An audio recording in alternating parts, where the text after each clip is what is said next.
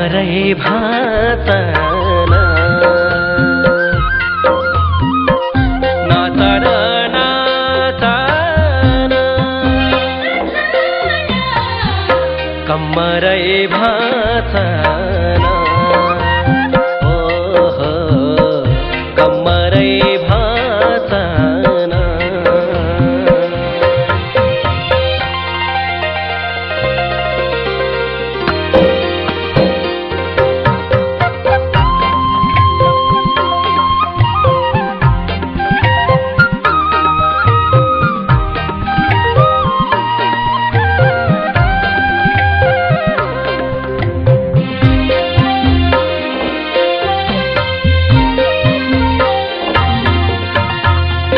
मरी जाने जिन्दगी हो दुई दिने चोला मरी जाने जिन्दगी हो दुई दिने चोला नाचौँ गाउँ भजन गरौँ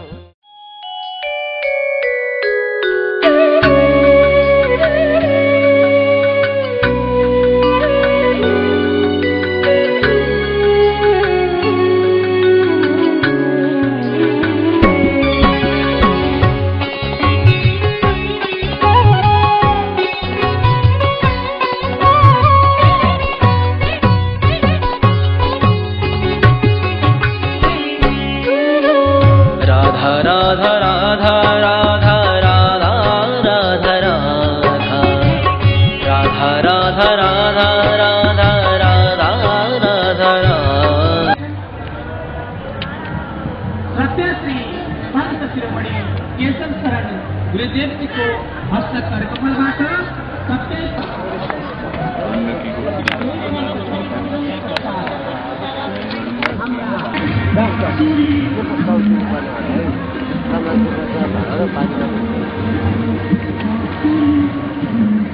संग्रामे संकटे चैव विघ्नस्तस्य न जायते शुक्लां वरदं देवं सचिवाणं चतुर्भुजं प्रसन्नं वदनं ध्यायेत् अभिषिक्तसिद्धार्थं कुहितो यासुरासुरे सर्वविघ्नहर तस्मै गणाधिपतये नमः। सर्वमङ्गलमाङ्गल्ये शिवे सर्वार्थसाधिके शरण्ये त्र्यम्बके गौरी नारायणी नमोस्तुते। ओम सुखरूपा प्रबोध्यज्ञा सर्वशास्त्र विशारद एतत्कथा प्रकाशेन मदज्ञानं विनाशय। श्री शुक्र ताली बजाइदिनु होला। सद्गुरु भगवान को देवघर धाम को भागवत भगवान को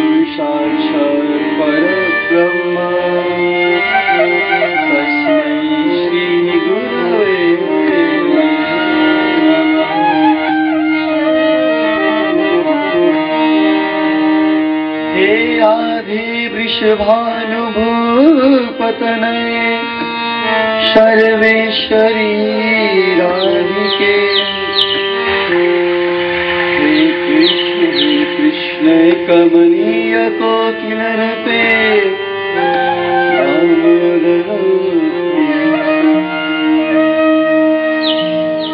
पवित्र पुण्य स्थल देवधा च झिलका झरे को सुख स्वर्गवाचम खोली अध्यारो मन को कपाच गराउने झल्ल महाविराजम श्रीमान को शीतल का कछोड़ी ढूंगार चच्चानानेक घोड़ी बेड़ी त्रिशूली यही एक जन नारायणी भैकन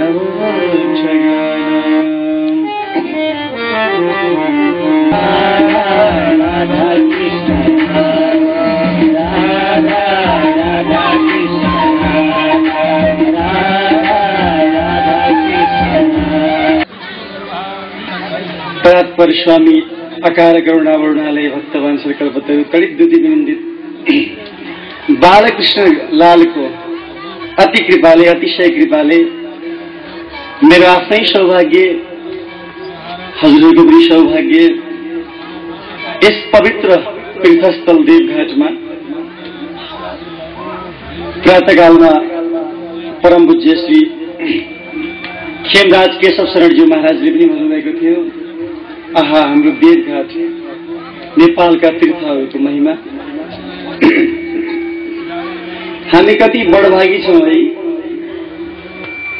नेपाली हौँ हामी, गर्व छ हामीलाई, हामी नेपाली हौँ। मलाई लाग्छ भगवान शालिग्रामलाई जन्म दिने माता गण्डकी नेपालमै हुनुहुन्छ। शालिग्रामका देशमा बस्ने हामीहरू, विश्व पूजनीय देश नेपाल, नेपाल र नेपाली जन्मेका सन्ततिहरू हामी, म आफै पनि नेपाली। अत्यन्तै द्रवीभूत छु म पनि यस पावन स्थलमा आफूलाई पाउँदा। भारतका विभिन्न प्रान्तहरूमा ठाउँहरूमा कथा वाचन गर्दै जाने क्रममा नेपालको महिमा त सुनाइन्थ्यो र पनि आहा त्यो नेपालमा जान पाए कस्तो होला, त्यहाँका व्यक्तिलाई बनाइन्थ्यो। तर आफू सधैँ भारतभरि कथा प्रवचन गर्दै हिँड्ने क्रममा नेपालमा पनि जाउँ न भन्ने एउटा आशा थियो। आज प्रवेक्षा प्रभु अनुकम्पा हामी यहाँ छौँ जीवनलाई धन्य बनाउनका निम्ति। प्रभुको अति नै कृपा छ।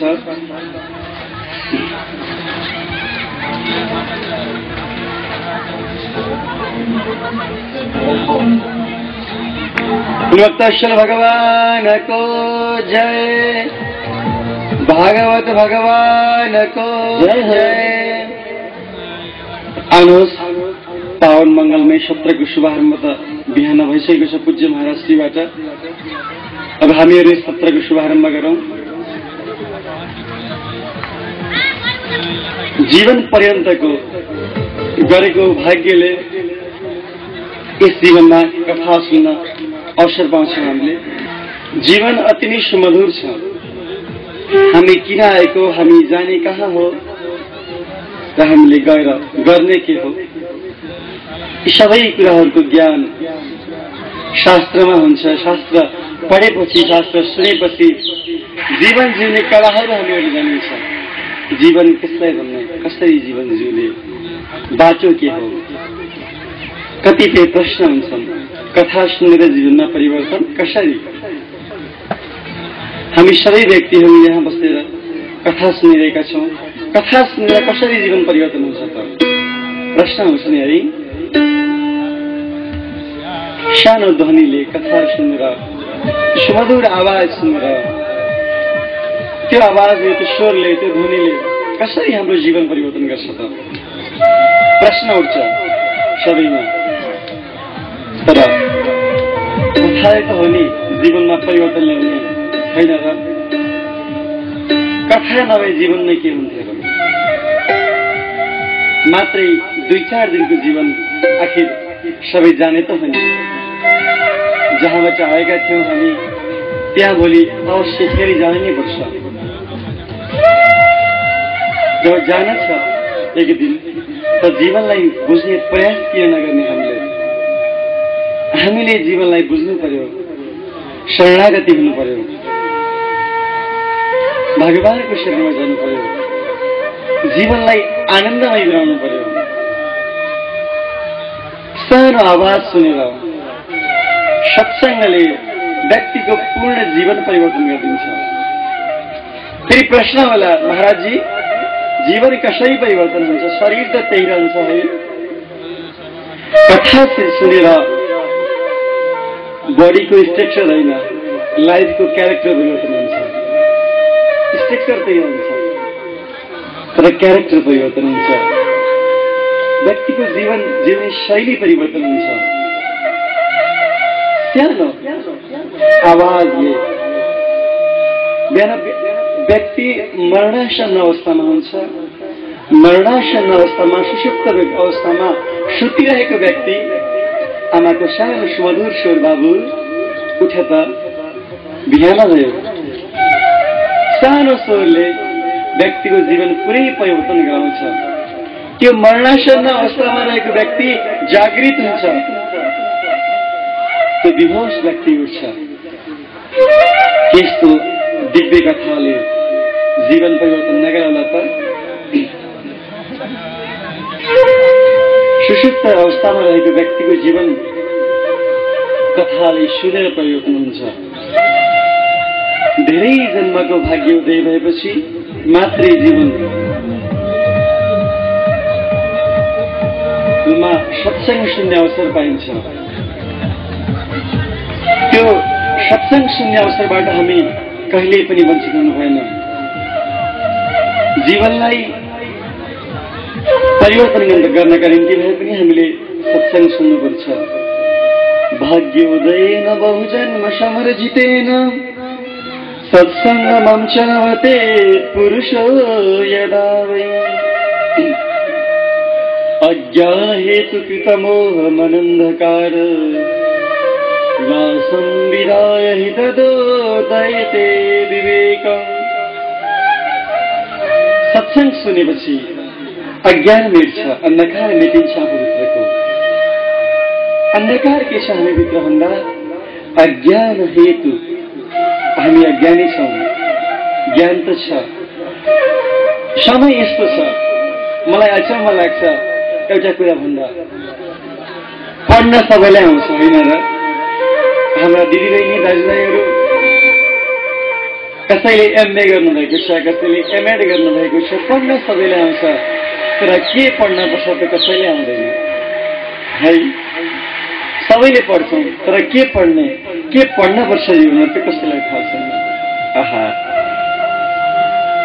हामीलाई के पढ्न पर्छ त्यो जान्नु पर्यो। भगवानलाई सबैले मान्छन्। भगवानलाई मान्ने भयो भने यति भिड छ आज देशघाटमा, तर भगवानको कसैले मान, भगवानले भनेको कसैले मान्दैनन्। दुःख छ त्यहाँ। भगवानलाई त सबैले मान्छन्, भगवान नमान्ने कोही पनि छैन। लगेन सबै आउनु भएको छ, मेला लाग्दैछ, अति रमाइलो छ। भगवानलाई सबैले मान्छन् तर भगवानले भनेको कसैले मान्दैन। दुःख त्यहाँ छ के माताहरू? भगवानले भनेको पनि मान्नुपर्छ है। भगवानलाई मात्रै मानेर भएन, भगवानले भनेको पनि मान्नु पर्यो। शास्त्रलाई सबैले मान्छन्, शास्त्रका कुरा सबैले पढ्छन्। घरमा एका पाठ सबैले लगाउँछन्, घरमा श्राद्ध सबैले गर्छन्। शास्त्रलाई सबैले मान्छन् र शास्त्रले भनेको कसैले मान्दैन। कस्तो ठुलो विडम्बना है। शास्त्र ज्ञान सबैले मान्नुपर्छ, शास्त्रले भनेको सबैले मान्नुपर्छ। जीवनमा शास्त्रकै नीतिबाट चल्नुपर्छ। हामी नीतिगत हुनुपर्छ। त्यो नीति भनेको शास्त्र हुनुपर्छ। शास्त्र सुनेर जीवनमा परिवर्तन आओस्। यो कथा सुनेर हजुरको जीवनमा परिवर्तन आओस्। यही नै श्री कृष्ण कथा आनन्द महोत्सवको लक्ष्य रहनेछ। भरत कण्डेलजी आउनुभएको छ। आहा, आज बिहानको कार्यक्रमको समुद्घाटन पूज्य महाराज श्रीबाट हजुरको पनि सौभाग्य चाचाबाट आज आउनुभएको छ। मेरा अति नै आत्मीय श्री तीर्थशरणजी पनि परम आदरणीय यज्ञाचार्य श्री रामजी सापकोटा, रविराम सापकोटाजी भाइ सौगात भूषाल पनि अति नै कार्यक्रममा खटिरहेको मैले देखिरहेको भने क्षमा चाहन्छु। राधे राधे राधे राधे।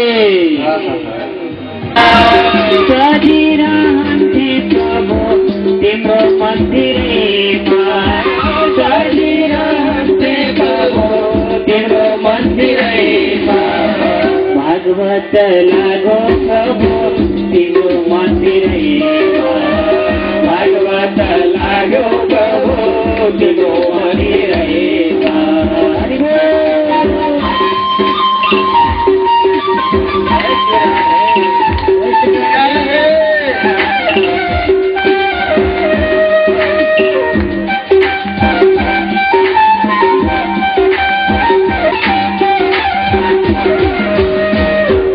भक्तवत्सल भगवानको जय हो।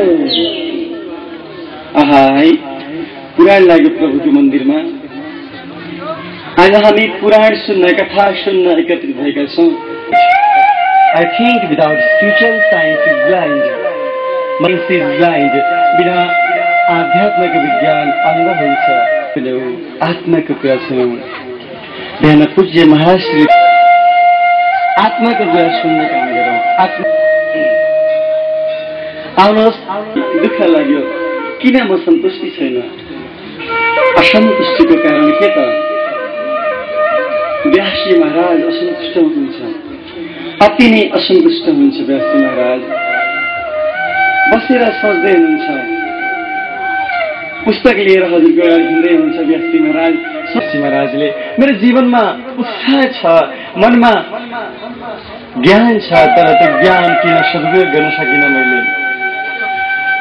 मेरो जीवनको ज्ञानको सदुपयोग किन भएन? व्यासी अति नै चिन्तित हुनुहुन्छ।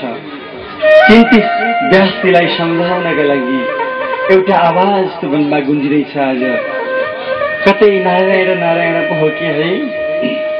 व्यासी सोच्दै हुन्थ्यो, वनमा एउटा आवाज गुन्जियो, नारायण नारायण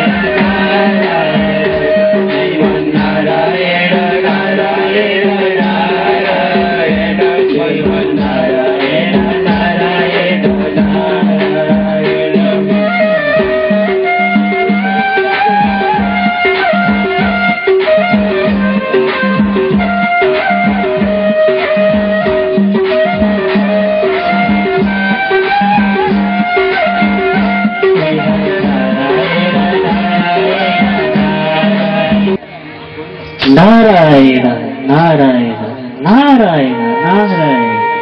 अहो नारद जी, हजुरको आगमन मेरो कुटियामा। ओहो व्यासजी, मेरो आगमनमा यस्तो निराश हताश उदास भएर तपाईँ किन मलिन मुद्रामा हुनुहुन्छ? के भयो? तपाईँलाई के चिन्ता भयो? विराजमान हुनुहोस् देवर्षि, आसन ग्रहण गर्नुहोस् देवर्षि। ठिकै छ, म आसन ग्रहण गर्छु। आज मलाई यस्तो संयोग पर्यो कि हे व्यासजी, संसारको धेरै तीर्थहरू घुम्दै घुम्दै घुम्दै घुम्दै घुम्दै आज हजुरको यस आश्रम, यस नगरीमा हजुरको दर्शनको खातिर म आज आएको छु। साह्रै दुःखी छु देवर्षि। यतिका पुराणहरूको रचना गरेपछि पनि म आज एकदमै दुःखी छु देवर्षि।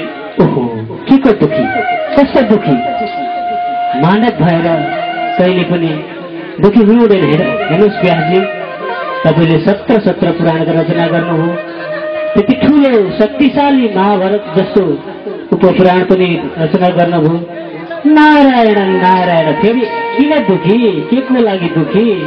देवर्षि, म आज अत्यन्त दुःखी छु। दुःखी नै दुःखी छु देवर्षि। मेरो मन प्रसन्न छैन देवर्षि। किन होला देवर्षि मेरो मन यस्तो प्रसन्न नभएको? ओहो व्यासजी, हजुरले भनिहाल्नुभयो, हजुरले 17 पुराणको रचना गर्नुभयो, धेरै उपपुराणहरूको रचना गर्नुभयो। तर व्यासजी, एउटा कुरा भनौँ? आज्ञा गरोस् प्रभु। तर परमात्मा श्रीहरिको, श्रीकृष्णको गुणले युक्त भएको एउटा दिव्य ग्रन्थ हजुरले रचना गर्नु भएको छैन।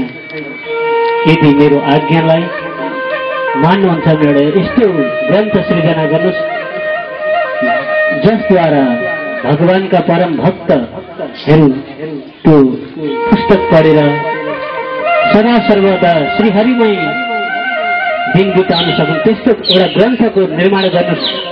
व्यासजी, सदा सर्वदा हजुरको मनमा आनन्द छाउनेछ र भगवानका भक्तहरू पनि अत्यन्त हर्षित र खुसी हुनेछन्। व्यासजी, यसैमा हजुरको सदा सर्वदा भलो हुनेछ। आहा देवर्षि, त्यो कुन गान छ होला? मैले के बिराएँ देवर्षि, मैले के गर्नुपर्छ अब? यता सुन्नु। सर्वप्रथममा हजुरलाई प्रेरित गर्छु। ओम नमो भगवते वासुदेवाय भन्ने महामन्त्र जप्दै उनै परमात्माको स्मरण भजन गर्दै हजुरले श्रीमद् भागवत रूपी दिव्य एउटा ग्रन्थको सृजना गर्नुहोस्। आहा, ल सबै मिलेर त्यसमा एकछिन ओम नमो भगवतेको जाप गरौँ न भाइ देवर्षि। ओम नमो भगवते वासुदेवाय, ओम नमो भगवते वासुदेवाय, ओम नमो भगवते वासुदेवाय, ओम नमो भगवते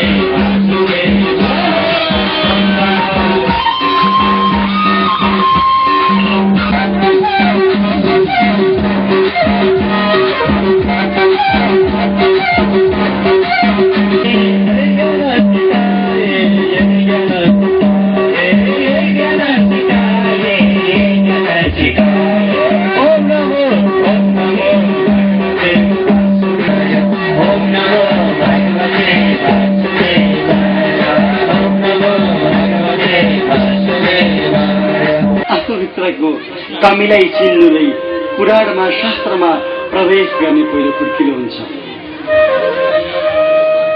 आज वेदव्यासी महाराजले आफूभित्र रहेका कमीहरू चिन्नुभयो, कमीहरूलाई जान्ने प्रयास गर्नुभयो। त्यस्तै हाम्रो जीवनमा रहेका कमी कमजोरीहरूलाई आफूभित्र रहेका ती लुज पोइन्टहरूलाई चिन्नुलाई भक्तिको मार्गमा चल्ने पहिलो खुड्किलो हो। जीवनमा हामीले बुझ्नुपर्ने कुरा के भने भगवानलाई हामीले प्रेम गर्नुपर्छ। भगवानले प्रेमका भोका हुनुहुन्छ, भावको भोको हुनुहुन्छ। भावको भोको छु म, भाव नै एक सार हो। भावको भोको छु म, भाव नै एक सार हो।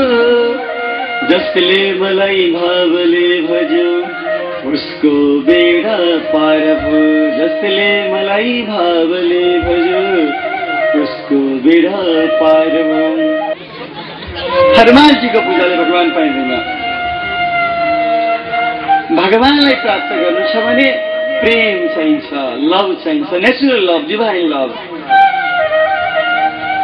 मिलावटी नहोस्, देखावटी नहोस्, निस्वार्थ प्रेम। एउटा आमाले काखमा भएको बच्चालाई जुन प्रेम दिन्छन् त्यो प्रेम भगवान प्रति प्रकट होस् अनि बल्ल भगवानको प्राप्ति हुन्छ। आउने हो जाने हो सबैलाई थाहा छ होइन? एक दिन जानियो, सधैँ हामीले भजन गाउँछौँ, एक दिन त जानियो संसार छोडेर है।